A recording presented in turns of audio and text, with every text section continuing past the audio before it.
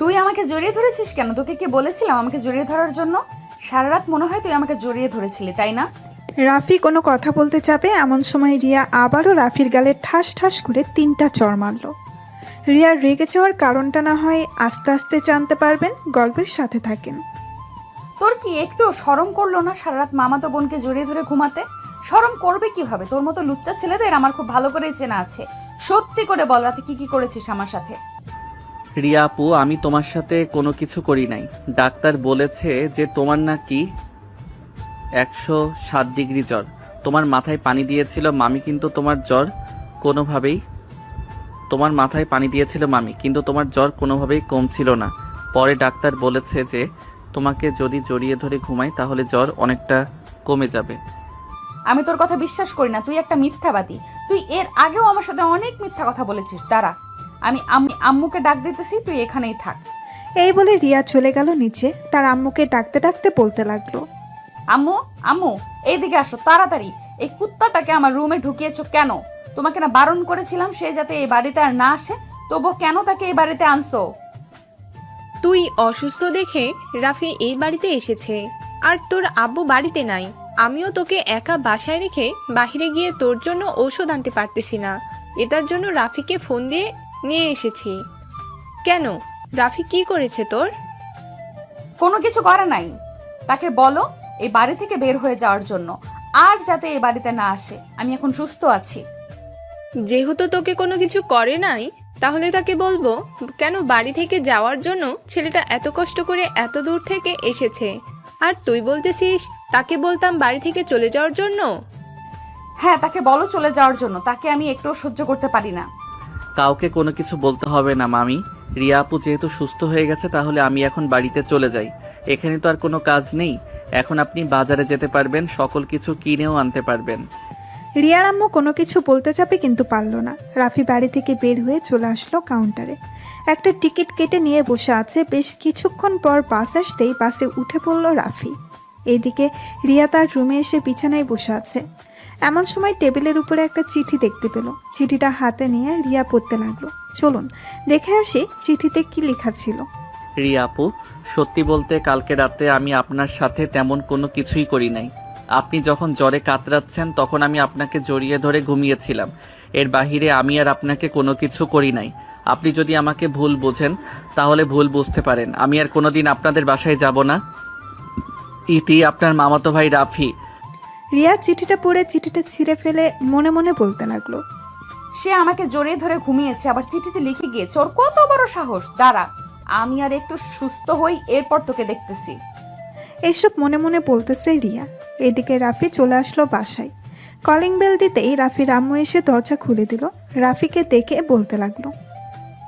কি রে রাফি, তুই না তোর মামাদের বাসায় গিয়েছিলি রিয়াকে দেখার জন্য, আজকে চলে আসলি যে? আম্মু, রিয়া তো এখন সুস্থ আছে, তাই আমি চলে আসছি। আর ওই বাসায় যাব না। যদি তোমার দরকার পড়ে তাহলে তুমি যাও। হঠাৎ তোর কি হয়েছে? ওই বাসায় যাবি না কেন?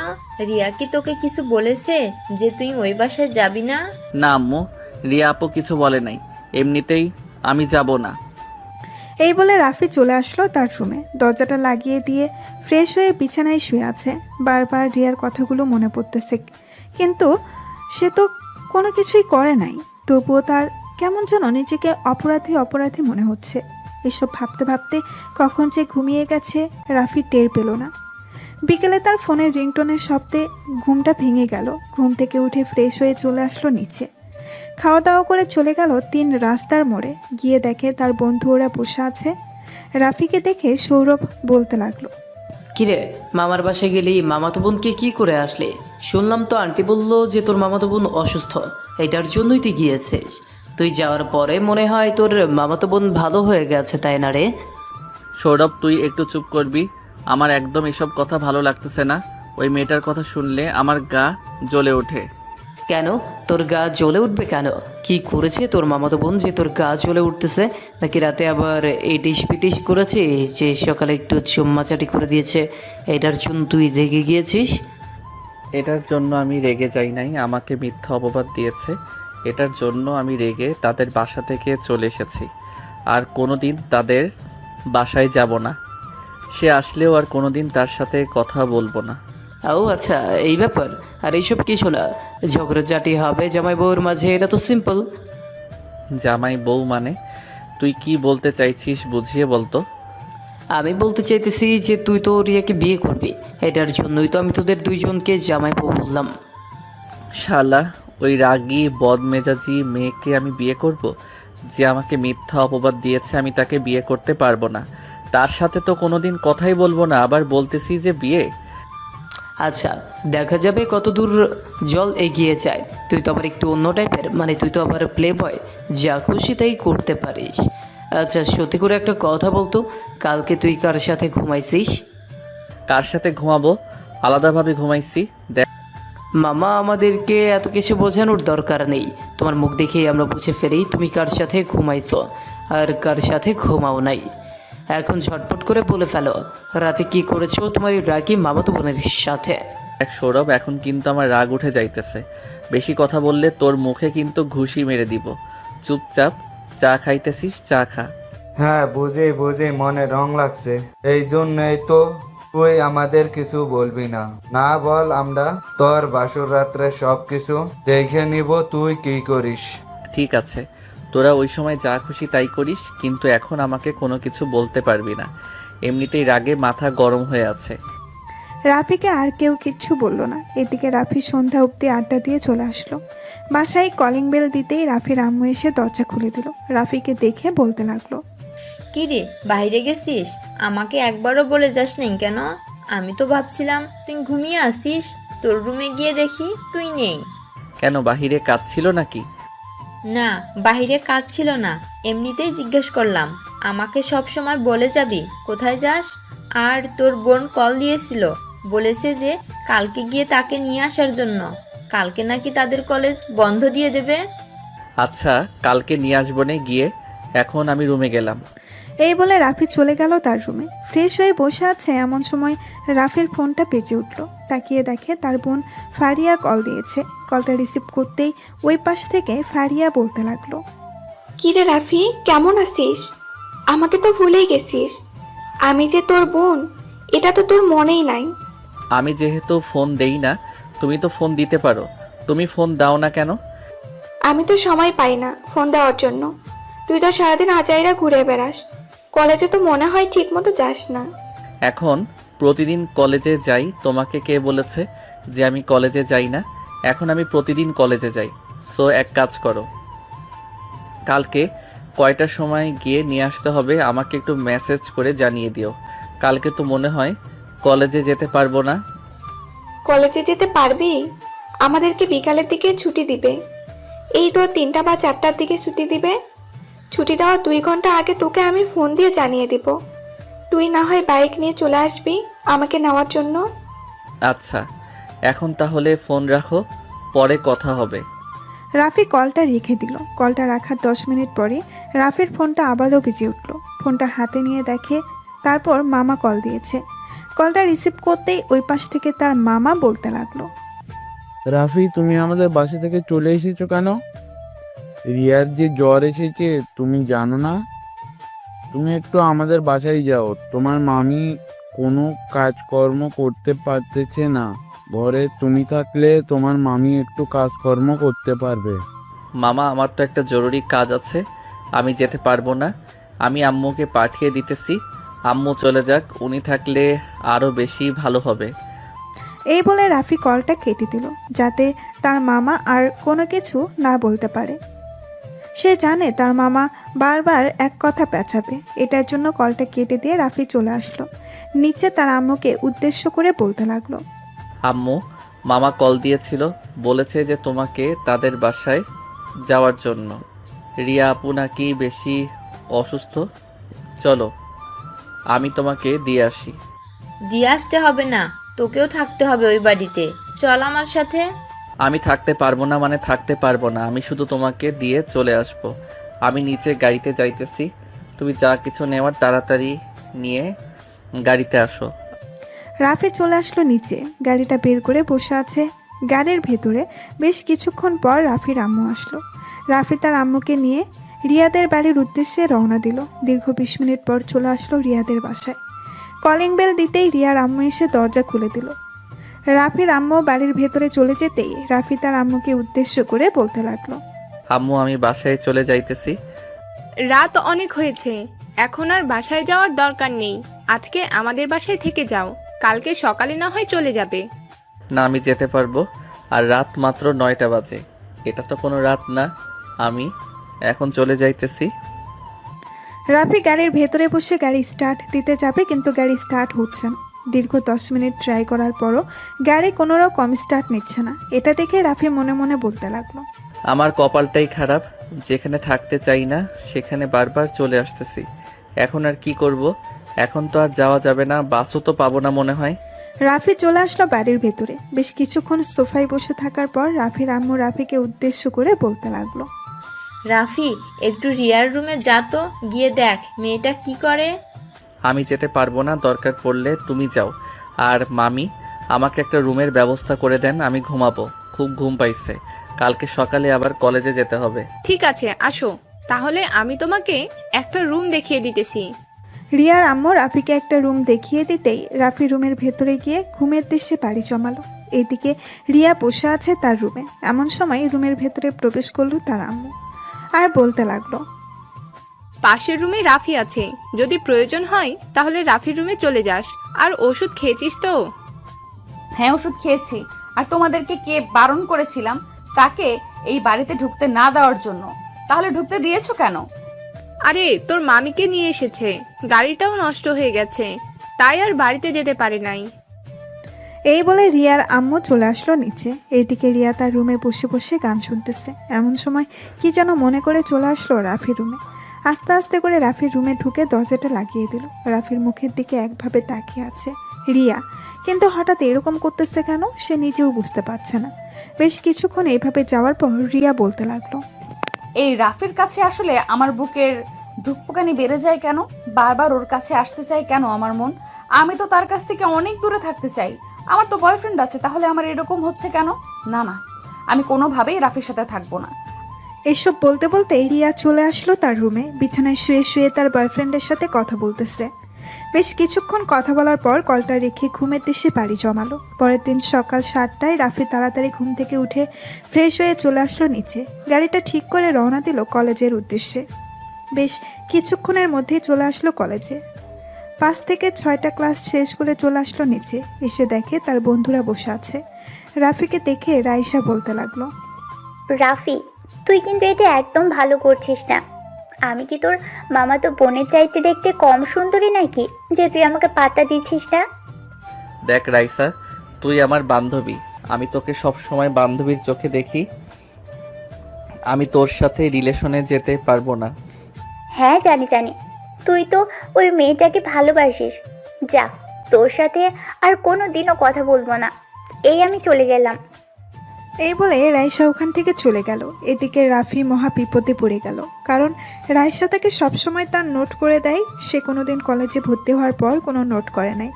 এদিকে রাফি গাছের নিচে চুপচাপ বসে আছে। এমন সময় পেছন থেকে রাইসা এসে রাফির চোখ জোড়া ধরল। এটা দেখে রাফি বলতে লাগলো, ঠিকই তো রাগ করে চলে গেছিস, কিন্তু এখন তো আবার চলে এসেছিস। কেন এসেছিস সেটা বল। আচ্ছা, তুই বুঝে যাস কি করে? সবসময় তোকে পিছন থেকে এভাবে তোর চোখ ধরি। আমি জানি তুই সব সময় এইভাবে চোখ ধরিস, আর তোর হাতের আঙুলগুলো অনেক ছোট ছোট, তাই স্পষ্ট বোঝা যায় যে তুই। এখন বাহানা না করে বল কি লাগবে তোর। চল ফুচকা খাবো। আজকে কিন্তু ফুচকার বিল তুই দিবি, কোনো বাহানা করতে পারবি না। বাহানা করলে কিন্তু পরে তোকে মাইর খাওয়াবো প্রিন্সিপাল স্যারের হাত দিয়ে। আচ্ছা আচ্ছা চল, তোকে ফুচকা খাইয়ে আনি। তুই ফুচকা খাইতে খাইতে তোর জামাইকে ফকির বানিয়ে ফেলবি। আল্লাহ ভালো জানে তোর কপালে কি রকম জামাই জুটেছে। হ্যাঁ, এটা উনি ছাড়া তো আর কেউ জানে না।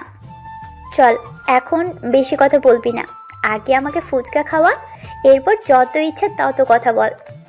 এই বলে রাফি রাইসাকে নিয়ে চলে আসলো ফুচকার দোকানের সামনে। দুইজন চেয়ারে বসে একে অপরকে ফুচকা খাইয়ে দিতেছে। এদিকে রিয়া রাস্তার একপাশে দাঁড়িয়ে রাফির এই কাণ্ড কারখানা দেখে তার ফোনে একটা ছবি তুলে নিল আর মনে মনে বলতে লাগলো, আজকে মামিকে এই ছবিটা দেখাবো, এরপর বিচার দিব। উনি বলে যে সেই নাকি আমাকে ভালোবাসে, ওর ভালোবাসার গুষ্টি গিলাই। ওর চাইতে আমার বয়ফ্রেন্ড দ্বিগুণ ভালো। এসব বকবক করতে করতে রিয়া ওইখান থেকে চলে আসলো বাসায়। এইদিকে রাফি ফুচকা খাওয়া শেষ করে ওইখান থেকে সোজা চলে আসলো তার বোনের কলেজ হোস্টেলের সামনে। এসে দাঁড়িয়ে আছে, বেশ কিছুক্ষণ পর তার বোন আসলো। রাফি তার বোনকে নিয়ে ওইখান থেকে চলে আসলো বাসায়। কলিং বেল দিতেই রিয়া এসে দরজা খুলে দিল। রাফি রিয়াকে দেখিয়ে বলতে লাগলো, কি ব্যাপার, আপনি এখানে কি করেন? আপনার তো এখানে থাকার কথা না। হ্যাঁ, আমি এখানে থাকার কথা না, এইখানে এসেছি একটা প্রয়োজনে। আমার কাজ শেষ, তাই আমি এখন চলে যেতেছি। আর তোর বিচার আমি খুব শীঘ্রই করতেছি। বেশিবার বেড়ে গেছিস, তাই না? এই বলে রিয়া দাঁতের দাঁত কিরমিরিয়ে ওইখান থেকে চলে গেল তাদের বাসায়। এদিকে ফারিয়া রাফিকে উদ্দেশ্য করে বলতে লাগলো, কিরে রাফি, তুই রিয়া আপুর সাথে কি করেছিস? উনি ওই রকম করছে কেন তোর সাথে? জানি না গো আপু, আমি তো কোনো কিছুই করি নাই। যদি কোনো কিছু করতাম তাহলে তো তোমাকে সব সময় সব কিছু বলতাম। আচ্ছা, আমি রিয়া আপুর কাছ থেকে জেনে নেবনি তুই কি করেছিস এমন। এখন রুমে যা, গিয়ে ফ্রেশ হয়ে নিচে আয়, খাওয়া দাওয়া করবি। আচ্ছা, আমি ফ্রেশ হয়ে আসতেছি, তুমিও যাও ফ্রেশ হয়ে আসো, একসাথে খাওয়া দাওয়া করব। রাফি, তোর আজকে ঘরে ভাত নেই, তুই আজকে ঘরে খাবার খেতে পারবি না? কেন আম্মু, আমি আবার কি করেছি? ঘরে খাবার খেতে পারবো না কেন? রাফির আম্মুর মুখে এমন কথা শুনে ফারিয়া সিঁড়িতে দাঁড়িয়ে গেল। তার আম্মুর দিকে অবাক দৃষ্টিতে তাকিয়ে ফারিয়া বলতে লাগলো, কি ব্যাপার আম্মু, তুমি রাফিকে খাবার দিবে না কেন? রাফি কি করেছে যে তাকে খাবার দিবে না? কি করেছে এটা না হয় তুই পরে জানতে পারবি। তুই তোর রুমে যা, ফ্রেশ হয়ে এরপর নিচে আয়, আমি খাবার দিতেছি। ফারিয়া ওইখান থেকে চলে গেল তার রুমে। এদিকে রাফি তার রুমে না গিয়ে চলে আসলো বাহিরে। তার বাইক নিয়ে বাড়ি থেকে চলে আসলো। তার বন্ধুদের আড্ডাখানায় এসে দেখে সবাই বসে আছে। হঠাৎ এই সময় রাফিকে দেখে সবাই অবাক হয়ে গেল আর বলতে লাগলো, কিরে রাফি, তুই হঠাৎ এখানে বাসায়? কোনো সমস্যা হয়েছে নাকি? এই সময় তো তুই কখনো বাড়ির বাইরে কি বাড়ির চৌকাঠও পার হয়ে আসিস না। আর বলিস না, রিয়া আপু আম্মুর কাছে কি যেন বলেছে। এখন আম্মু আমাকে বাড়িতে খাবার দিতেছে না। আমি তো কালকে রিয়া আপুর সাথে তেমন কোনো কিছুই করি নাই, না তো তাকে কোনো কিছু বলেছি আর না তো তাকে কোনো কিছু করেছি। সকাল হতেই তো আমি গাড়ি ঠিক করে চলে এসেছি। কলেজে ওনার সাথে তো দেখাও হয় নাই। তাহলে তোর সাথে ওই মেয়েটা এমন করে কেন? ওই মেয়েটার তো বয়ফ্রেন্ড আছে।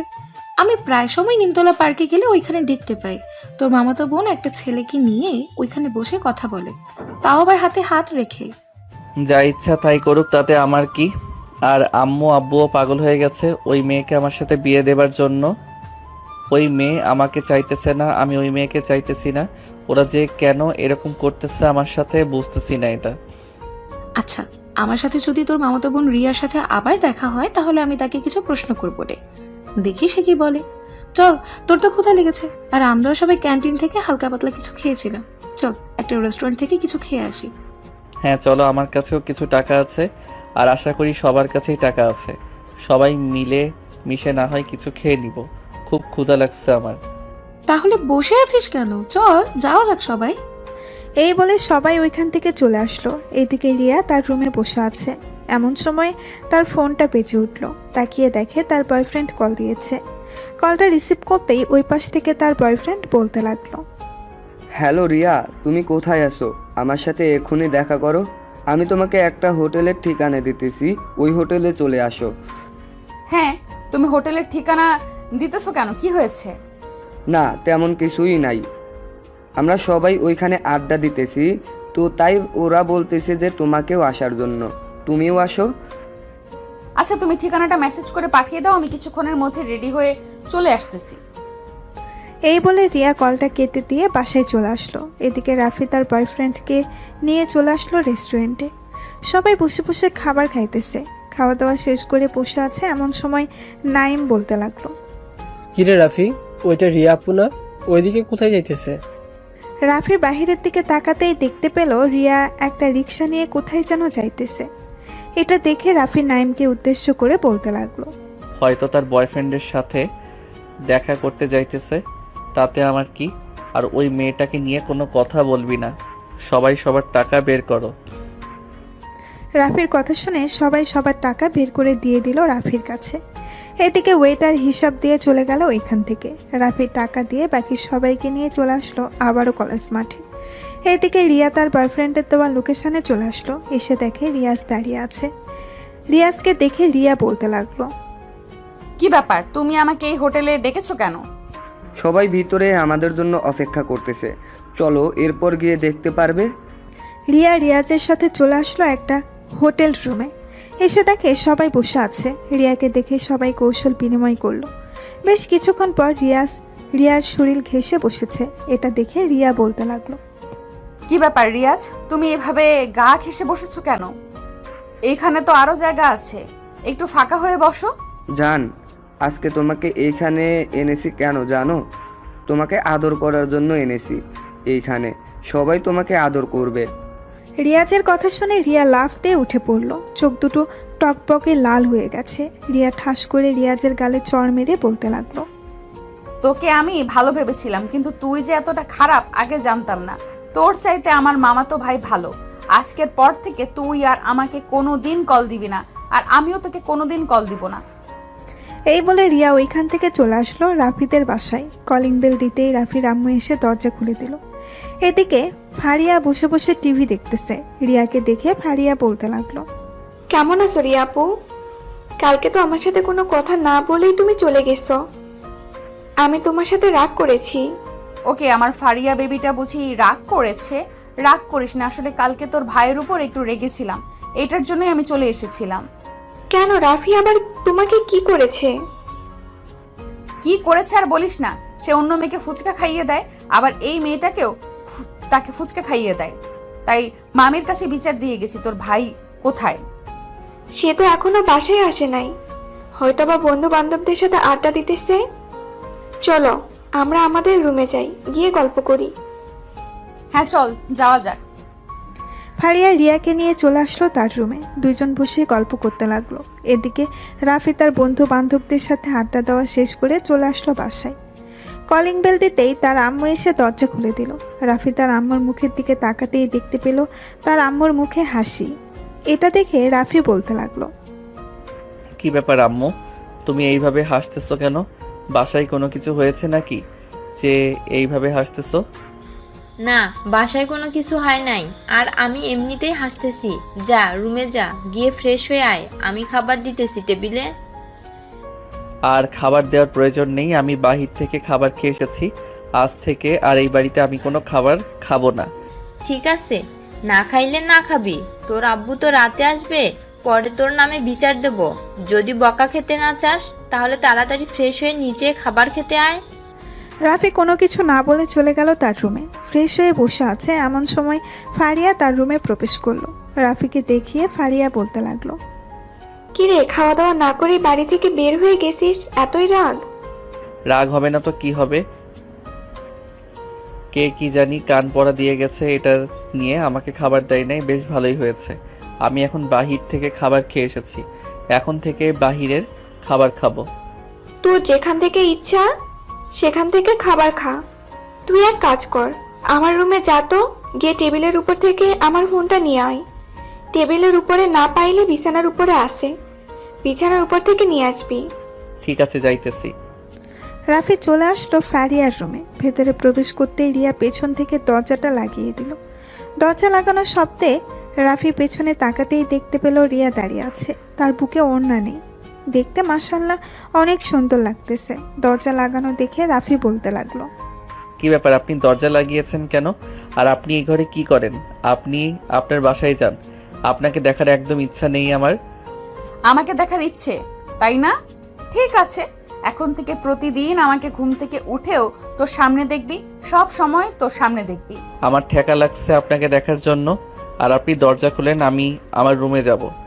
এই বলে রাফি টেবিলের উপর থেকে তার বোনের ফোনটা নিয়ে চলে যেতে যাবে এমন সময় রিয়া পেছন থেকে রাফির শার্টের কলার টেনে ধরলো আর বলতে লাগলো, আজকে তুই কোথাও যেতে পারবি না, আজকে তুই এইখানেই থাকবি। আজকে তোকে আমি আদর করব। দেখেন রিয়া আপু, আমার কিন্তু এসব একদম পছন্দ না। রেগে গেলে কিন্তু পরে কি করব আমি নিজেও জানি না। কি করবি শুনি? হ্যাঁ, কি করবি? এই বলে রিয়া বারবার রাফির শরীরে হাত দিতেছে। এটা দেখে রাফি ঠাস করে রিয়ার দুই গালে দুইটা চড় মেরে দিল আর বলতে লাগলো, বেয়াদব মেয়ে, চলে যা আমার সামনে থেকে, আর কোনোদিন যেন তোকে না দেখি। মামাতো বোন আছিস, মামাতো বোনের মতো থাকবি। বাড়াবাড়ি করলে আরও 2-3টা কানের নিচে লাগিয়ে দিব। এই বলে রাফি চলে আসলো তার রুমে। ফোনটা ফারিয়াকে দিয়ে বসে আছে। ফারিয়া রাফির মুখের দিকে তাকাতেই দেখতে পেল রাফির রাগে পুরো মুখ লাল হয়ে গেছে। এটা দেখে বলতে লাগলো, কি রে রাফি, কি হয়েছে? তোর মুখে এভাবে লাল হয়ে আছে কেন? রিয়া আপু কি তোকে কিছু করেছে? একদম চুপ, কোনো কথা বলবে না। ওই মেয়েকে এই বাড়িতে জায়গা দিয়েছে কে? ওই মেয়েকে গিয়ে বলো আমাদের বাড়িতে যেতে, আর কোনোদিন যেন না আসে। ফারিয়া কোনো কিছু বলতে যাবে এমন সময় রিয়া রাফির রুমে প্রবেশ করে রাফির উপর ঝাঁপিয়ে পড়ল। রাফিকে বিছানায় ধাক্কা দিয়ে ফেলে দিয়ে রাফির ঠোঁটছোড়া কামড়ে ধরল। রাফি বারবার রিয়াকে সরানোর চেষ্টা করতেছে, কিন্তু পারতেছে না। এদিকে ফারিয়া তো হাঁ করে তাকিয়ে আছে দুইজনের দিকে, কি বলবে বুঝে উঠতে পারতেছে না। বেশ কিছুক্ষণ পর রিয়া বলতে লাগলো, আমাকে 2টা চর মারছস, মাত্র তো শুনলাম। আমাকে 2টা চর মারছস, মাত্র তো শুরু করলাম। আরো কত কিছু করব, তুই শুধু রেডি থাকিস। রাতে আবার আসতেছি, রেডি থাকিস তুই। তোর এমন অবস্থা করব না তো তুই কোনো কথা বলতে পারবি না। ঠিক আছে, দেখা যাইবে। আমার রুমে ত্রিসীমানাও যেন আসতে পারবে না। এই বলে রিয়া ওখান থেকে চলে গেল তাদের বাসায়। এদিকে ফারিয়া রাফির দিকে হাঁ করে তাকিয়ে আছে। এটা দেখে রাফি রেগে গিয়ে বলতে লাগলো, মেয়েটা যখন আমার উপরে উঠেছিল তখন তুমি কি বাধা দিতে পারো নাই? বাধা দিলে কি হতো? আমি কি আর জানতাম এরকম একটা পরিস্থিতি হবে? জানলে তো আরো আগেই বাধা দিতাম। হ্যাঁ জানি, দুইজন প্ল্যান করেছো, তা না হলে তো বাধা দিতে তুমি। কাল থেকে আমি এই বাড়িতে থাকবো না, যেখানে ইচ্ছা সেখানে থাকবো, দরকার পড়লে রাস্তায় থাকবো, তবুও এই বাড়িতে আসবো না। তোমাদের জ্বালায় আমি অতিষ্ঠ হয়ে যাইতেছি। এই বলে রাফি চলে গেল ওয়াশরুমে। এদিকে ফারিয়া রাফির রুমে বসে না থেকে চলে আসলো। নিচে এসে দেখে তার আম্মু কাজ করতেছে। তার আম্মুকে উদ্দেশ্য করে ফারিয়া বলতে লাগলো, আম্মু, তোমরা কি ধরে নিয়েছো যে রাফির সাথে রিয়ার বিয়ে দিবে, নাকি একবারে পাকা কথা বলে ফেলেছো? তাদের বিয়ের পাকা কথা তো আগে থেকেই বলা আছে। কেন, কি হয়েছে? রাফি কিছু বলেছে নাকি? না, কিছু বলেই নাই। তবে তাদেরকে না করে দাও, না হলে কিন্তু রাফি রিয়া আপুকে কখন কি করে বসে তার কোনো ঠিক নেই। কেন হঠাৎ তুই এই কথা বলতেছিস কেন? রিয়া কিছু করেছে নাকি রাফিকে?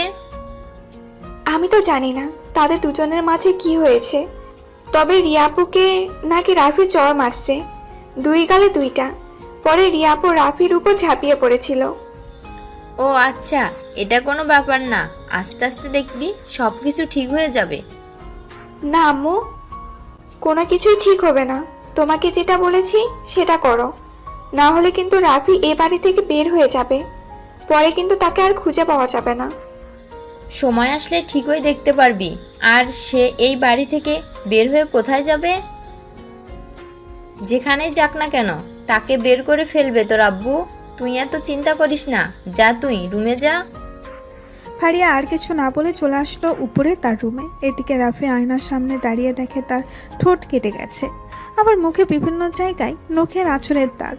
এটা দেখে রাফি মনে মনে বলতে লাগলো, একটা রাক্ষসী হয়ে গেছে, যার উপর পারে তার উপরে ঝাঁপিয়ে পড়ে। তুই তোর বয়ফ্রেন্ডের উপর ঝাঁপিয়ে পড়তে পারিস না, আমার উপরে ঝাঁপিয়ে পড়িস কেন? রাক্ষসী একটা। আজকে রাতে তুই যদি আসিস তাহলে আমি তোর অবস্থা খারাপ করে দিব। এইসব বলতেছে আর রিয়াকে বকা দিতেছে রাফি। এইদিকে রিয়া চলে আসলো তাদের বাসার সামনে। কলিং বেল দিতেই তার আম্মু এসে দরজা খুলে দিল। রিয়ার মুখের দিকে তাকাতেই দেখতে পেল তার গাল দুটো ভীষণ ফুলে গেছে। এটা দেখে তার আম্মু বলতে লাগলো, কি রে রিয়া, তোর গাল কিভাবে ফুলে গেছে? কেন, কোনো পোকা কামড় দিয়েছে নাকি? না, কোনো পোকা কামড় দেই নাই। রাফি আমার 2 গালে কামড় মারছে। আমি অন্যায় করেছি এটার জন্য। আর আজ থেকে আমি রাফিদের বাসায় থাকবো। আমার সকল কিছু গোছগাছ করে দাও, আমি সন্ধ্যায় তাদের বাসায় চলে যাব। দেখ, ছেলেটাকে এইভাবে জ্বালানো ঠিক হবে না। তুই খুব ভালো করেই জানিস ছেলেটা এমনিতেই অনেক রাগী, সাথে তুইও অনেক রাগী। যেটা বলি সেটাই করিস। তোমাকে যেটা বলেছি সেটা করো। আমার সকল কিছু গুছিয়ে দাও। আমি আজ থেকে এই বাড়িতে থাকবো মানে এই বাড়িতেই থাকবো। তুমি এই বলে রিয়া চলে আসলো তার রুমে। ফ্রেশ হয়ে বসে আছে। বেশ কিছুক্ষণ পর তার আম্মু এসে সকল কিছু গুছগাছ করে দিল। সব কিছু গুছগাছ করে দেওয়ার পর বলতে লাগলো, দেখ, রাফির ওপর কিন্তু বেশি অত্যাচার করবি না। বেশি অত্যাচার করলে কিন্তু রাফি পরে রেগে যাবে। পরে কি করবে তা কিন্তু আমরা নিজেরাও জানি না। কোনো চিন্তা করো না, সে রেগে গিয়ে কোথায় যাবে, তার তো আমাকে বিয়ে করতেই হবে। এসব কথা বলতেছে রিয়া। এমন সময় তার ফোনটা বেজে উঠল। তাকিয়ে দেখে রিয়াজ কল দিয়েছে। কলটা রিসিভ করে রিয়া বলতে লাগলো, এই কুত্তার বাচ্চা, ফোন দিয়েছিস কেন? আমি তোকে না বলে এসেছি আমাকে ফোন দিবি না, তোর সাথে আমার কোনো সম্পর্ক নেই। আজকের পর থেকে যদি তুই আমাকে ফোন দিস তাহলে কিন্তু ড্রাগসের মামলায় তোকে জেলের ভিতরে ঢুকিয়ে দিব। আমার চাচা কিন্তু এই এলাকার ওসি। সরি রিয়া, প্লিজ তুমি আবার আমার কাছে ফিরে আসো। আমি আর কোনোদিন এরকম করব না। প্লিজ আবার আমার কাছে ফিরে আসো। আমি যেখান থেকে একবার চলে আসি ওইখানে বারবার যাই না, সো আমাকে নিয়ে আশা করিস না। আজকের পর থেকে তুই যদি ফোন দিস তাহলে বুঝতেই পারছিস কি হতে পারে। এই বলে রিয়া কলটা কেটে দিয়ে তার নাম্বারটা ব্ল্যাক লিস্টে রেখে দিল। সন্ধ্যায় রিয়া চলে আসলো রাফিদের বাসায়। কলিং বেল দিতেই ফারিয়া এসে দরজা খুলে দিল। রিয়ার সাথে ব্যাগপত্র দেখে ফারিয়া অবাক হয়ে বলতে লাগলো, কি ব্যাপার আপু, তুমি কি সত্যি সত্যি চলে এসেছো? কেন, তুমি দেখতেছো না আমার হাতে যে লাগেজ? তার মানে আমি সত্যিই চলে এসেছি। এখন থেকে তোমার ভাইকে এমন জ্বালানি জ্বালাবো, তোমার ভাইয়া শুধু জ্বলবে আর পুড়বে। ঠিক আছে, দেখা যাবে কতটুকু চালাতে পারো আর কতটুকু পুরাতে পারো। এই বলে ফারিয়া রিয়াকে নিয়ে চলে আসলো বাড়ির ভেতরে। এদিকে রাফি বসে বসে টিভি দেখতেছে। বেশ কিছুক্ষণ পর রিয়া রাফির কোলে এসে বসে পড়ল। এটা দেখে রাফি রিয়াকে ধাক্কা মেরে নিচে ফেলে দিল আর বলতে লাগলো, এই মেয়ে, তোর কি লজ্জা শরম নেই একটুও? লজ্জা শরম থাকলে কি বারবার তোমার কাছে আসতাম? লজ্জা শরম নেই, এটার জন্য তো চলে আসতেছি। জানেমান, এমন করো না। আমাকে কাছে টেনে নাও। আয়, তোকে কাছে টেনে নিতেছি। এই বলে রাফি সোফা থেকে উঠে রিয়াকে নিচে নিয়ে উঠিয়ে ঠাস করে রিয়ার দুই গালে আবার দুইটা চড় মেরে দিয়ে বলতে লাগলো, ঠাস ঠাস, তোর কি একটু শরম নেই? পর পুরুষের সাথে এইভাবে ঘষাঘষি করিস, আর কোনোদিন যদি দেখি আমার সাথে এমন করেছিস, লাথি মেরে ঘর থেকে বের করে দিব। মামাতো বোনের মতো থাকবি। এই বলে রাফি ওইখান থেকে চলে আসলো তার রুমে। বিছানায় শুয়ে আছে রাফি, অন্যদিকে রিয়া বসে আছে সোফায়। এমন সময় রাফির আম্মু এসে বলতে লাগলো, রিয়া, রাফি কিন্তু অনেকটা রেগে আছে তোর উপর। এইভাবে আর তাকে জ্বালাতন করিস না। কয়েকটা দিন যাক, এরপর জ্বালাতন করিস। এখন রুমে যা, গিয়ে ফ্রেশ হয়ে আয়, রাত হয়েছে অনেক। রিয়া চলে আসলো রুমে। ফ্রেশ হয়ে বিছানায় বসে মনে মনে বলতে লাগলো, আমার গালে চড় মারছস চারটা, এইটার জন্য তো শাস্তি পেতেই হবে তোকে। আজকে রাতে তোকে এমন শাস্তি দিব, তুই আমাকে চিনিস না আমি কতটা রাগী। এসব মনে মনে ভাবতেছে রিয়া। এমন সময় তার রুমের ভেতরে প্রবেশ করলো ফারিয়া আর বলতে লাগলো, আম্মু ডাকতেছে খাবার খাওয়ার জন্য, তুমি নিচে যাও, আমি ভাইয়াকে নিয়ে আসতেছি। ঠিক আছে, আমি নিচে যাইতেছি, তুমি তোমার ভাইকে নিয়ে আসো। রিয়া চলে গেল নিচে। এদিকে ফারিয়া তার রাফির রুম দেখে রাফি শুয়ে শুয়ে গান শুনতেছে।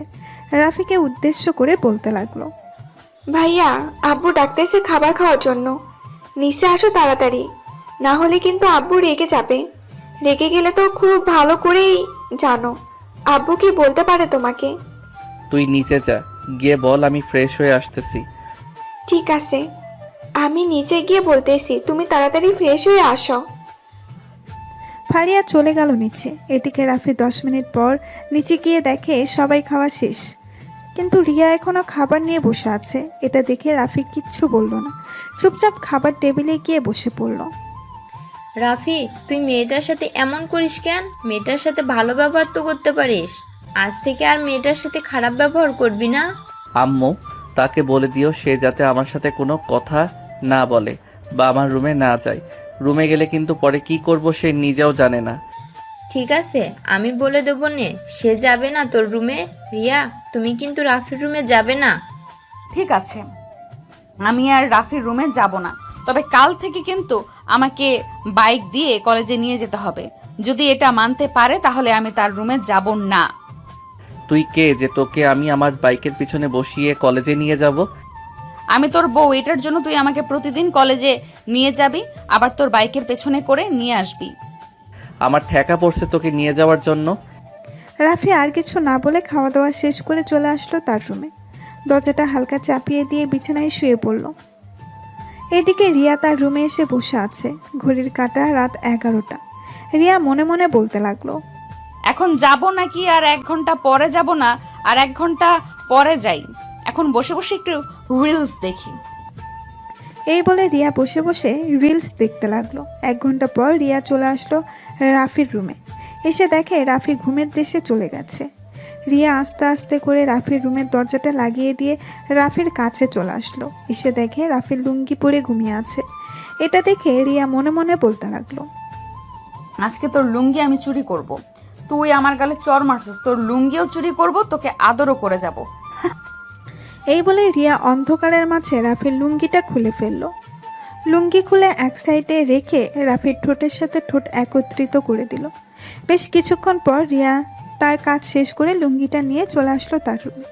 লুঙ্গিটা পরে ঘুমের দেশে পাড়ি জমালো। পরের দিন সকালে রাফির ঘুম ভাঙতেই দেখতে পেল তারপরে লুঙ্গি নেই, জাস্ট ছোট্ট একটা প্যান্ট।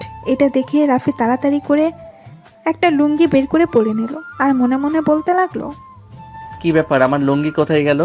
নিশ্চয়ই ওই মেয়েটা নিয়ে গেছে।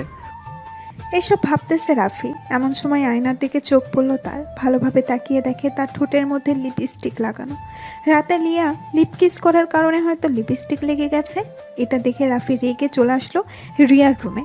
এসে দেখে রিয়া তার লুঙ্গি পরে আরামে ঘুমাচ্ছে। রাফি রিয়ার খাটের সামনে এসে লুঙ্গিটা এক টানে খুলে ফেলল। লুঙ্গিটা খোলার সাথে সাথে রিয়া এক লাফ দিয়ে ঘুম থেকে উঠে গেল। রাফির দিকে তাকিয়ে দেখে রাফি অনেক রেগে আছে। এটা দেখে রিয়া খিলখিল করে হাসতে হাসতে বলতে লাগলো, কেমন লাগছে রাতের লিপ কিসটা? নিশ্চয়ই ভালো লেগেছে। এটার জন্যই তো এখন আবার এসেছো। কাছে আসো, আর একটা লিপ কিস করে দেই। তোর ঠোঁট আমি সেলাই করে ফেলবো। তুই মামাতো বোন বলে কি হয়েছে? অনেক বার বেড়ে গেছিস, আমার উপরে অনেক অত্যাচার করতেছিস। কয়েকটা দিন ধরে কিছু বলি না দেখে তুই ভাবছিস যে সব সময় এরকম করতে পারবি। হ্যাঁ, আমি তো সব সময় এরকম করব। এটার জন্যই তো আমি তোর সাথে রাতের বেলা এরকম করেছি। বেবি, আমার কিসটা বুঝি ভালো লাগে নাই? কাছে আয়, তোকে একটা জিনিস দেখাবো। রিয়া কাছে আসতেই রাফি রিয়ার চুল ভালোভাবে টেনে ধরে রিয়ার ঠোঁটের সাথে তার ঠোঁট একত্রিত করে দিল। বেশ কিছুক্ষণ এইভাবে যাওয়ার পর রাফি রিয়ার ঠোঁট জুড়ে একটা কামড় দিয়ে ছেড়ে দিল। এদিকে রিয়ার ঠোঁট থেকে অনবরত রক্ত পড়তেছে। এটা দেখে রাফি বলতে লাগলো, তোর যদি শরম থাকে তাহলে তুই আর আমার সামনে আসবি না কোনো দিন। এই বলে রাফি আবারও চলে আসলো ও তার রুমে ফ্রেশ হয়ে কলেজের জন্য রেডি হয়ে চলে আসলো নিচে। এসে দেখে তার আম্মু আব্বু বসে আছে খাবার টেবিলে।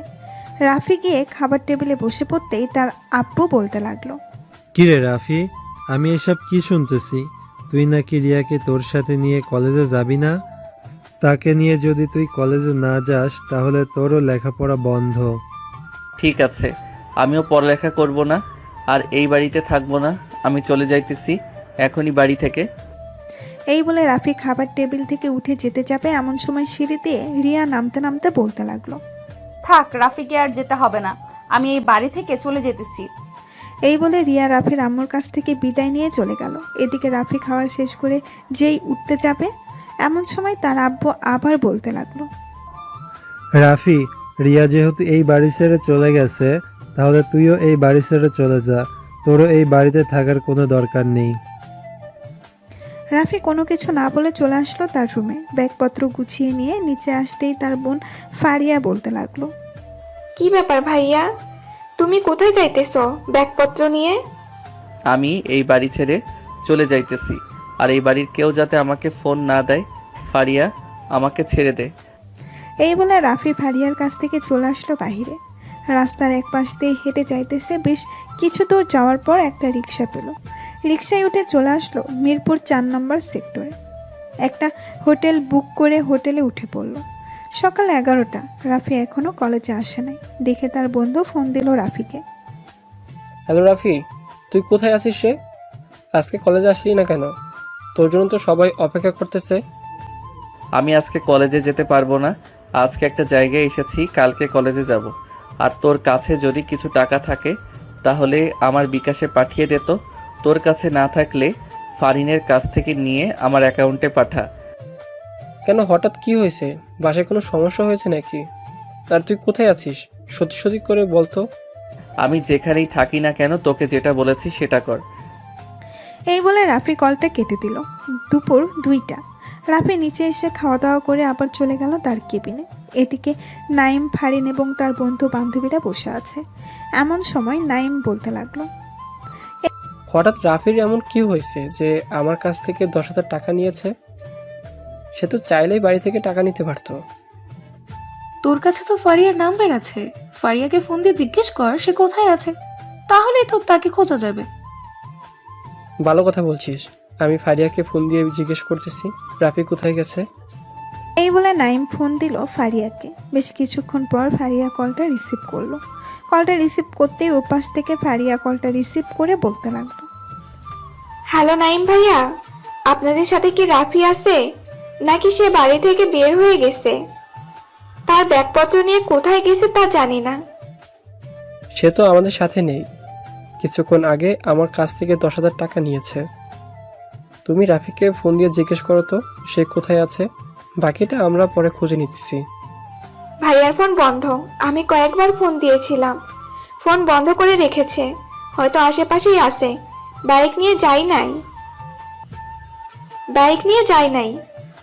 বাইক নিয়ে গেলে হয়তো দূরে চলে যাইতো। আচ্ছা, আমরা দেখতেছি সে কোথায় আছে। রাফিকে নিয়ে চিন্তা করো না, রাফিকে খুঁজে বের করে ফেলবো। এই বলে নাইম কলটা কেটে দিল। কলটা কেটে দিয়ে ফোন দিল রাফিকে, কিন্তু রাফির ফোন বন্ধ। বেশ কয়েকবার ট্রাই করার পরেও কল রিসিভ করলো না, বারবার বন্ধ বলল। এমন সময় ফারিন বলতে লাগলো, নাইম আমার এক বড় ভাই, পুলিশে চাকরি করে। আমি তাকে ফোন দিয়ে বলছি যে এই নাম্বারের লোকেশনটা কোথায় আছে বের করে দেওয়ার জন্য, দেখি উনি বের করে দিতে পারে কিনা। দেরি করতেছিস কেন তুই? তাড়াতাড়ি ফোন দিয়ে দেখ সে কোথায় আছে। বাড়ি থেকে বের হয়ে গেছে আর আমাদেরকে একবারও জানাই নাই। আমাদেরকে জানালে কি আমাদের বাড়িতে নিয়ে যাইতাম না? এসব হাজারো কথা বলতেছে নাইম। এইদিকে ফারিন ফোন দিল তার এক বড় ভাইকে, যে পুলিশে চাকরি করে। বেশ কিছুক্ষণ পর রাফির লোকেশনটা বের করে ফেললো। বের করার পর নাইম এবং বাকি সবাই চলে আসলো হোটেলে। রিসেপশনে রাফির রুম নাম্বারটা জেনে চলে আসলো রাফির রুমের সামনে। দরজায় নক করতেই রাফি এসে দরজা খুললো। সবাইকে দেখে বলতে লাগলো, কিরে, তোরা জানিস কিভাবে যে আমি এখানে আছি? শালা, বাড়ি থেকে বের হয়ে আসছিস, আমাদেরকে একবারও জানালি না কেন? আমাদেরকে জানালে কি আমরা কিছু করতে পারতাম না? কি হয়েছে বলতো আমাদেরকে। আর বলিস না রিয়া, 2-3 দিন ধরে আমার উপরে অনেক অত্যাচার করতেছে। মেয়েটা তো এমনিতেই অনেক রাগী, আবার কি কি করে সেটা তো নাই বললাম। মেয়েটা তো রাগী। ও আচ্ছা, এক কাজ কর, আমাদের সাথে আমাদের বাসায় চল, বাকিটা পরে দেখতেছি। ঠিক আছে, চল তাহলে যাওয়া যাক। এই বলে রাফি হোটেল থেকে চেক আউট করে ওইখান থেকে চলে আসলো নাইমদের বাসায়। কলিং বেল দিতেই নাইমের আম্মু এসে দরজা খুলে দিল আর বলতে লাগলো, বাহ, অনেকদিন পর তোমরা সবাই এসেছো, ভালোই তো। যাও রুমে যাও, আমি তোমাদের জন্য চিকেন ফ্রাই বানিয়ে আনতেছি। নাইম সবাইকে নিয়ে চলে গেল তার রুমে। সবাই বসে কথা বলতেছে। এমন সময় ফারিন রাফিকে উদ্দেশ্য করে বলতে লাগলো, রাফি, আমার মাথায় একটা আইডিয়া আছে। যদি এই আইডিয়া অনুযায়ী কাজ করা যায় তাহলে ধরে নে রিয়া তোকে আর বিরক্ত করবে না। তাড়াতাড়ি বল কি কি করতে হবে, বাকিটা আমি বুঝে নিতেছি। তাহলে সবাই শোন, আমি বলছি। আমি রাফির বউ সেজে তাদের বাসায় যাব। একমাত্র ফারিয়া আমাকে চেনে, আর কেউ আমাকে চেনে না ওই বাসায়। রাফি, তুই সবার সাথে আমার পরিচয় করিয়ে দিবি। সবাইকে বলবি যে এটা তোর বউ, মানে আমি তোর বউ, এটা পরিচয় করিয়ে দিবি। যদি রিয়া তোর কাছ থেকে দূরে না সরে যায় তাহলে বাকিটা আমি তোকে পরে বলবো। এতে যদি বিপরীত হয়, রিয়া যদি কোনো কিছু করে বসে, তখন কি করবে? রিয়া তো অন্য একটা ছেলের সাথে রিলেশন করে, তাহলে সে কেন রাফির পিছু নেবে? এটা কখনোই সম্ভব না। তাকে পরে আমি বুঝিয়ে দেব। ঠিক আছে, যেটা তুই ভালো মনে করিস, তোর ওপর ভরসা আছে আমাদের। সন্ধ্যায় রাফি ফারিনকে নিয়ে চলে আসলো তাদের বাসায়। কলিং বেল দিতেই রিয়া এসে দরজা খুলে দিল। রিয়া ফারিনকে দেখে বলতে লাগলো, ফুফু আমি চলে যেতেছি। কিরে রাফি, এই মেয়েটাকে আগে তো কখনো দেখি নাই তোর সাথে, আজকে কোথা থেকে আসলো? এই মেয়েটা হচ্ছে আমার বউ। আজকে তাকে আমি বিয়ে করেছি। আর তুমি এই বাসায় কেন? তুমি না তোমাদের বাসায় চলে গিয়েছিলে, আমাদের বাসায় আবার এসেছো কেন? এটা আমার বাড়ি, আমি আসবো না তো কি করব? আর তোর কত বড় সাহস, তুই আমাকে বিয়ে না করে এই মেয়েকে বিয়ে করেছিস? এই মেয়ে, তুই এক্ষুনি এই বাড়ি থেকে চলে যা, না হলে কিন্তু তোর চুল টেনে ছিঁড়ে ফেলবো। আমার চুল ছিঁড়ে ফেলবি কেন? আমি তোর কি হয়েছে তুই আমার চুল ছিঁড়ে ফেলবি? আর রাফি, এই মেয়েটাকে? ফারিন, এই মেয়েটা হচ্ছে আমার মামাতো বোন। সে আমাকে বিয়ে করার জন্য অনেক পাগল ছিল, কিন্তু আমি তাকে বিয়ে করি নাই। এটার জন্য সে তোমার সাথে এরকম খারাপ ব্যবহার করতেছে। মিস রিয়া, আপনি আর খারাপ ব্যবহার করতে পারবেন না এখন থেকে, কারণ আমি এখন রাফির স্ত্রী। চলো রাফি, বাড়ির ভেতরে যাই। এই বলে ফারিন রাফির হাত ধরে বাড়ির ভেতরে প্রবেশ করলো। এদিকে রিয়া রাগে লাল হয়ে দরজাটা লাগিয়ে দিয়ে সোফায় এসে বসে আছে। বেশ কিছুক্ষণ পর রাফির আম্মু আব্বু আসলো। দুজনকে দাঁড়িয়ে থাকতে দেখে বলতে লাগলো, কিরে রাফি, এই মেয়েটাকে আগে তো তোর সাথে কখনো দেখি নাই, আর এই রাতের বেলায় এই মেয়েটাকে এই বাড়িতে নিয়ে আসছিস কেন? রাফি, এটা বুঝি আমার শ্বশুর আব্বু? হ্যাঁ, এটাই হচ্ছে তোমার শ্বশুর আব্বু। ফারিন রাফির আব্বুকে সালাম করতে যাবে এমন সময় রাফির আব্বু সরে গেল আর বলতে লাগলো, রাফি, এইসব কি হচ্ছে এখানে? তুমি কি আমাদের সাথে ফাজলামি করছো? এই মেয়েটা কে সত্যি করে বলো তো? আজকে আমরা বিয়ে করেছি কোর্টে, এখন থেকে এই বাড়ির বড় ছেলের বউ আমি। সো আমাকে সম্মান দিয়ে কথা বলবেন। আপনি শ্বশুর, শ্বশুরের মতো থাকবেন। রাফি, তুই এই মেয়েটাকে নিয়ে এখনই বাড়ি থেকে বের হয়ে যা। তুই আর কোনোদিন এই বাড়িতে আসতে পারবি না। এখনই বের হয়ে যা, না হলে আমি তোকে ঘাড় ধাক্কা দিয়ে বের করে দিব। আমি যখন এই বাড়িতে চলেই এসেছি, তখন আর কেউ আমাদেরকে বের করতে পারবে না।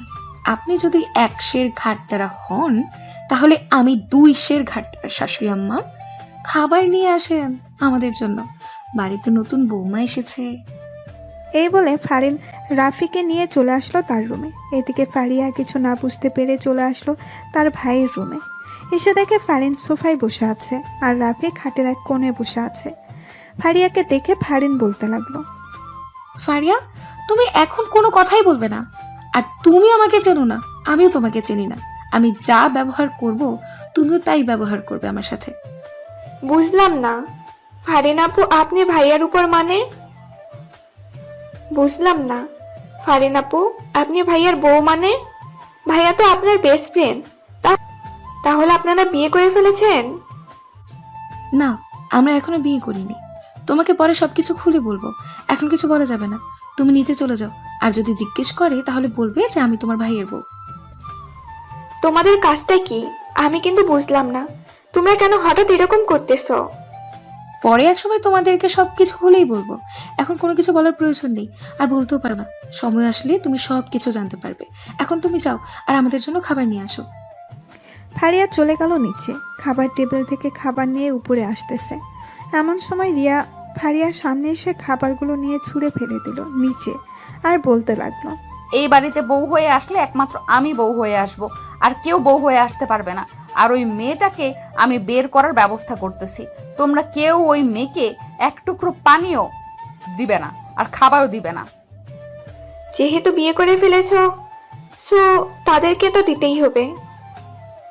সে যেহেতু এই বাড়ির বউ, তাও আবার আজকে প্রথম এসেছে, তাকে যদি সম্মান না করি তাহলে তো পরবর্তীতে সে আমাদেরকে সম্মান করবে না, আমাদের উপর অত্যাচার করবে।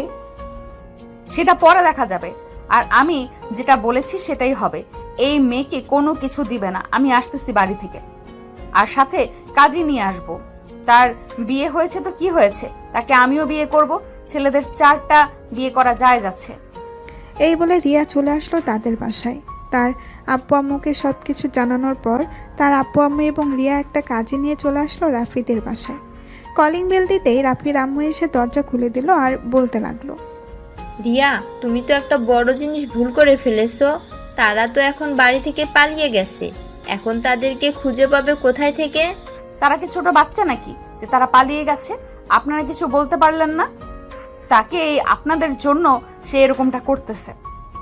আমি আগেই বলেছিলাম আমার সাথে বিয়েটা দিয়ে দেন, কিন্তু দেন নাই। বিয়ে দেবো কিভাবে? তুমি তো একটা ছেলের সাথে রিলেশনে ছিলে, এটা আমরা সবাই জানি এবং আমি নিজের চোখেও দেখেছি। তবুও আমি তোমাকে আমার ছেলের বউ করে আনতে চেয়েছিলাম, কিন্তু তুমি তখন মানা করে দিয়েছিলে। এখন কেন বলতেছো তাকে বিয়ে করবে? আমি যখন একবার বলেছি তাকে আমি বিয়ে করব মানে তাকেই বিয়ে করব, আর কোনো কথা বলবেন না এখানে কেউ। আমি তাকে খুঁজে বের করতেছি, 2 ঘন্টার মধ্যে তাকে খুঁজে নিয়ে আসব বাসায়, এরপর বিয়ে করব। এই বলে রিয়া সব জায়গায় খোঁজ খবর করতে লাগলো। এদিকে রাফি ফারিনকে নিয়ে চলে আসলো নাইমদের বাসায়। কলিং বেল দিতেই নাইমের আম্মু এসে দরজা খুলে দিল। দুজন বাড়ির ভেতরে ঢুকে সোজা চলে গেল নাইমের রুমে, আর বলতে লাগলো, নাইম, একটা বড় ঘটনা ঘটে গেছে। এখন কি করব? রিয়া তো আমাকে বিয়ে করার জন্য পাগল হয়ে যাইতেছে। এই ফারিনের কারণে আবারও একটা ঝামেলায় পড়ে গেলাম। আমার অপরাধ কি এখানে বলতো? আমি তো তোকে সাহায্য করতে চেয়েছিলাম, কিন্তু উল্টো হিতে বিপরীত হয়ে গেছে। এখন কি করা যায় সেটা সমাধান নিয়ে ভাব নাইম। দাঁড়া, আমাকে একটু চিন্তা করতে দে। আমি একটু চিন্তা করে দেখতেছি কি করা যায়। আর তোরা এইখানে এসেছিস, কেউ জানে না তো? ফারিয়া ছাড়া অন্য কেউ জানে না যে আমরা এখানে এসেছি। তাহলে তোরা চুপচাপ এখানে বসে থাক, আমি আম্মুকে বলে আসতেছি। যদি কেউ আসে তাহলে তাদেরকে যাতে না বলার জন্য। আর যেহেতু রিয়া তোকে বিয়ে করার জন্য প্রস্তুতি নিয়েছে, তাহলে তুই এক কাজ কর, বিয়েটা করেই ফেল। এছাড়া আর কোনো উপায় দেখতেছি না। অবশেষে নাইম, তুই এই কথাটা বলতে পারলি, যার কাছ থেকে আমি দূরে থাকতে চাইতেছি আবারও তোরা ওই মেয়ের কাছে আমাকে পাঠাচ্ছিস। এটা একদম ঠিক করতেছিস না। দেখ রাফি, আমি একটা ভালো সিদ্ধান্ত দিয়েছি তোকে। যদি এখন বিয়ে না করিস তাহলে মেয়েটা হয়তো অনেক পাগলামি করবে, পরে তুই মেয়েটাকে সামলাবে কি করে? যদি কোনো কিছু করে ফেলে তাহলে তো পুলিশ তোকে এসে ধরবে, তার মা বাবাকে ধরবে না। একমাত্র তুই পারিস তুই নিজেকে সেভ করতে, আবার তোর পরিবারকে সেভ করতে। এখন তুই ভেবেচিন্তে দেখতে পারিস। যদি আমার সিদ্ধান্ত না মানিস তাহলে আমি আর কোনো কিছু বলতে পারলাম না তোকে। আমার ডিসিশন এটাই, আর কিছু নেই। এই বলে নাইম চলে আসলো নিচে, তার আব্বু আম্মুকে সব কিছু বুঝিয়ে বলে দিল। এইদিকে রিয়া সব কিছু খোঁজ খবর নিয়ে চলে আসলো নাইমদের পাশে। কলিং বেল দিতেই নাইম এসে দরজা খুলে দিল। রিয়াকে দেখে নাইম বলতে লাগলো, আরে রিয়াপু, আপনি এখানে তাও আবার এত রাতে, কোনো প্রয়োজন নাকি? হ্যাঁ, একটা প্রয়োজন ছিল। তোমাদের বাসায় কি রাফি এসেছে? তাকে বাড়িতে খুঁজে পাওয়া যাইতেছে না। মানে কি বলতেছেন সব? রাফিকে খুঁজে পাওয়া যাচ্ছে না মানে? সে তো বাড়িতে গেছে বিয়ে করে প্রায় 4-5 ঘন্টা আগে। হ্যাঁ, সে তো বাড়িতে গেছে, তা আমি নিজেও জানি। তবে সে আবার বাড়ি থেকে বের হয়ে গেছে, তার বন্ধুর বাসায় আশ্রয় নিয়েছে। অন্য সবার বাসায় খোঁজা এবং দেখা হয়ে গেছে, তাদের বাসায় পাওয়া যায়নি। একমাত্র তোমাদের বাসায় বাকি আছে। তোমাদের বাসায় সার্চ করব, চলো তোমার রুমে। হ্যাঁ চলেন। আমি কি আর আপনার সাথে মিথ্যা কথা বলবো যে রাফিকে আমি লুকিয়ে রেখেছি? আপনি পুরো বাড়ি চেক করে দেখতে পারেন, আপনি রাফিকে কোথাও পাবেন না। কারণ আমি আপনার কাছে মিথ্যা কথা বলবো না, এটা আপনি ভালো করেই জানেন। আমি সত্যি বলতেছি তো, রাফি তোমাদের বাসায় আসে নাই? হ্যাঁ, আমি সত্যি বলতেছি, রাফি আমাদের বাসায় আসে নাই। আমাদের বাসায় আসলে তো আমি আপনাকে বলতাম। নাইম রিয়ার সাথে কথা বলতেছে, এমন সময় রাফি নাইমের রুম থেকে বের হয়ে নাইমকে ডাকতে লাগলো। হঠাৎ রাফির গলার স্বর পেয়ে রিয়া নাইমের দিকে চোখ বড় বড় করে তাকিয়ে বলতে লাগলো, তাহলে এটা কার গলার স্বর? এই ছেলেটা কে তাহলে? মিথ্যা কথা বলা ছেড়ে দাও নাই। আজকের মতো তোমাকে মাফ করে দিলাম, আর আমার সাথে যেতে হবে তোমাকে। রাফিদের বাসায় আজকে আমাদের বিয়ে হবে। তার তো বিয়ে হয়ে গেছে, তাহলে আবার বিয়ে হবে কার সাথে? তার বিয়ে হয়েছে তো কি হয়েছে, আবার বিয়ে হবে। আমার সাথে ইসলামের দৃষ্টিতে তো 4 বিয়ে করা যায় যাচ্ছে ছেলেদের। সো সে 2টা বিয়ে করবে, আরো 2টা বিয়ে বাকি থাকবে। ঠিক আছে, চলেন তাহলে।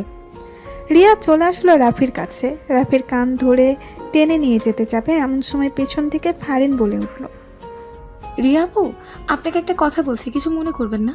রাফির সাথে আমার বিয়ে হয়নি। আমি আপনাকে দূর করার জন্য রাফির সাথে বিয়ে করার নাটক করেছিলাম, কিন্তু আপনি রাফির জন্য এতটা পাগল হয়ে গেছেন, আর কি বলবো, সত্যিটাই বলে গেলাম।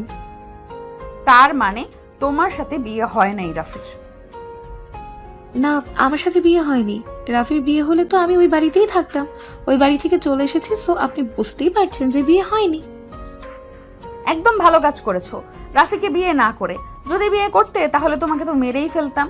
চল রাফি, আজকে তো এমন অবস্থা করব, একবার বিয়েটা করে নেই এরপর। এই বলে রিয়া রাফিকে নিয়ে চলে আসলো রাফিদের বাসায়। কলিং বেল দিতেই রাফির আম্মু এসে দরজা খুলে দিল। দুজন বাড়ির ভেতরে আসতেই কাজী সাহেব বলে উঠল, ওনাকে মনে হয় জোর করে বিয়ে করা হচ্ছে। জোর করে বিয়ে করা হলে কিন্তু এই বিয়ে জায়েজ হয় না, আর আমিও বিয়ে দিতে পারবো না জোর করে বিয়ে দিলে। টাকলা কাজী, আর একটা কথা বলবি তোর টাক মাথা কিন্তু ফাটিয়ে ফেলবো। চুপচাপ বিয়ে করিয়ে দিয়ে তোর টাকা নিয়ে চলে যা। আমি বিয়ে না করালে আপনি বিয়ে করতে পারবেন না। ছেলে যেহেতু রাজি না, সো আমি বিয়ে করাতে পারবো না। আমার টাকাও লাগবে না, আমি চলে যাইতেছি। কাজী সাহেব চলে যেতে যাবে এমন সময় রাফি কাজী সাহেবকে বলতে লাগলো, কাজী সাহেব বিয়েটা পড়িয়ে দিয়ে যান, না হলে এই মেয়েটা আমাকে মেরেই ফেলবে। আমি এই বিয়েতে রাজি আছি, আপনি বিয়েটা পড়িয়ে দিয়ে যান। রাফির কথা শুনে কাজী সাহেব বিয়েটা পড়িয়ে দিয়ে চলে গেল এখান থেকে বাসায়। রাত 11টা, সবাই খাওয়া দাওয়া করে বসে আছে এমন সময় ফারিয়া বলতে লাগলো, বিয়ে তো করেই ফেলেছো ভাইয়া, তাহলে তোমরা রুমে যাও, রাত অনেক হয়েছে। এখন রুমে যাব না, এখন আমি টিভি দেখব। আমার রুমে যাওয়ার এখন মুড নেই। যখন মুড আসবে তখন রুমে যাব আমি। তোকে 15 মিনিট সময় দিলাম, 15 মিনিটের ভেতরে তুই রুমে আসবি। আমি রুমে যাইতেছি। এই বলে রিয়া চলে গেল রাফির রুমে। দরজাটা হালকাভাবে চাপিয়ে দিয়ে শাড়ি পরতে লাগলো।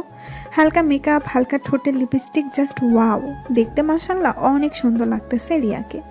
এদিকে রাফি পড়ে গেল বেশ চিন্তায়। সে যদি 15 মিনিট পর না যায় তাহলে তো তার খবর করে ছাড়বে। মেয়েটা তো এমনিতেই অনেক রাগী। এইসব ভাবতে ভাবতে রাফি দেওয়াল ঘড়ির দিকে চোখ পড়তেই দেখতে পেল প্রায় 13 মিনিট হয়ে গেছে। সোফা থেকে উঠে চলে যেতে যাবে এমন সময় ফারিয়া বলতে লাগলো, কি ব্যাপার ভাইয়া, এখন কি তোমার রুমে যাওয়ার মুড হয়েছে? হ্যাঁ, এখন তো যেতেই হবে। আর মাত্র 1.5 মিনিট বাকি আছে, তাড়াতাড়ি যাই, না হলে পরে আমার কবর দিয়ে ফেলবে। এই বলে রাফি তাড়াতাড়ি করে চলে আসলো তার রুমের সামনে। দরজা ঠেলে ভেতরে ঢুকতেই বিছানার উপরে রিয়া বসা দেখে একটু নড়ে চড়ে উঠল। রাফি ভালোভাবে দরজাটা লাগিয়ে দিয়ে সোফায় এসে বসে পড়তেই রিয়া রাগী গলায় বলতে লাগলো, কিরে, তোকে কি সোফায় গিয়ে বসতে বলেছিলাম? চুপচাপ আমার কাছে আয়, না হলে কিন্তু মায়ের একটাও মাটিতে পড়বে না, সব তোর উপরে পড়বে। রিয়ার এরকম রাগী গলার স্বর শুনে তাড়াতাড়ি করে চলে আসলো রিয়ার কাছে। বিছানায় বসে রিয়ার ঘুমটা উঠাতেই দেখতে পেল রিয়াকে। রাফি হাঁ করে তাকিয়ে আছে রিয়ার দিকে।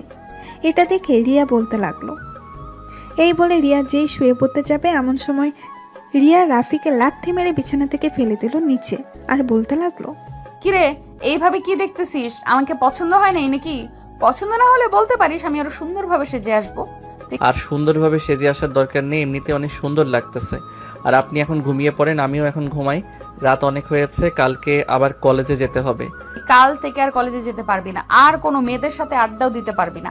আগামী 1 মাস তুই এই রুমের ভেতরে থাকবি আর আমাকে আদর করবি যত পারিস। দরকার পড়লে আদর করতে করতে মেরে ফেলবি, তবুও কোনো কিছু বলবো না তোকে। আমাকে জেলে পাঠানোর ধান্দা, তাই না? আমি কেন আপনাকে মারতে যাব? আমার দরকার নেই আপনাকে মারার। তাড়াতাড়ি আদর কর, না হলে কিন্তু আমি অনেক রেগে যাব। রেগে গেলে বুঝতে পারছিস কি হতে পারে। এখন আমার আদর করার মুড নেই, যখন মুড আসবে তখন আমি আদর করব। এখন আমি ঘুমাবো, আমার ঘুম ধরেছে। শেষবারের মতো বলতেছি তোকে, তাড়াতাড়ি আদর কর, না হলে কিন্তু। রাফি বাধ্য হয়ে আস্তে আস্তে করে আবারও বিছানায় উঠে রিয়ার ঘুমটা পুরোপুরিভাবে ফেলে দিয়ে আস্তে আস্তে করে রিয়ার ঠোঁট চোরা তার ঠোঁটের সাথে একত্রিত করে নিল। দীর্ঘ 10 মিনিট এইভাবে লিপ কিস করার পর রাফি আস্তে আস্তে করে এক হাত দিয়ে রিয়ার শাড়িটা খুলতেছে আর এক হাত দিয়ে রিয়ার ব্লাউজের হুকগুলো খুলতেছে। বেশ কিছুক্ষণ পর পুরোপুরিভাবে দুজন উলঙ্গ হয়ে গেল। দুজনের শরীরে এক চিমটিও কাপড় নেই। রাফি নিজেকে আর কন্ট্রোল করতে না পেরে রিয়ার উপরে ঝাঁপিয়ে পড়ল। রিয়ার ঠোঁটে এবং বিভিন্ন জায়গায় লিপ কিস করতেছে আর কামড় দিতেছে আস্তে করে। বেশ কিছুক্ষণ এইভাবে যাওয়ার পর রাফি মেইন জায়গায় এসে তার মেডেল স্ট্যাম্পটা সেট করতে রিয়া সজোরে চিৎকার করে উঠল আর বলতে লাগলো, রাফি তাড়াতাড়ি বের করো, ব্যথা করতেছে, অনেক ব্যথা করতেছে, তাড়াতাড়ি বের করো। তুমি না বলেছিলে তোমাকে আদর করতে করতে মেরে ফেলার জন্য? আজকে তোমাকে আদর করতে করতে মেরে ফেলবো। আদর সহ্য করতে থাকো। এই বলে রাফি রিয়াকে আদর করতে লাগলো। তারা তাদের আদরের মিশন চালিয়ে যাক। এখন তাহলে আমরা বিদায় নিই। আজকের গল্পটা না হয় এখানেই শেষ করলাম। আবারও দেখা হবে পরবর্তী কোনো গল্পে। ততক্ষণ সবাই ভালো থাকবেন, সুস্থ থাকবেন। ধন্যবাদ।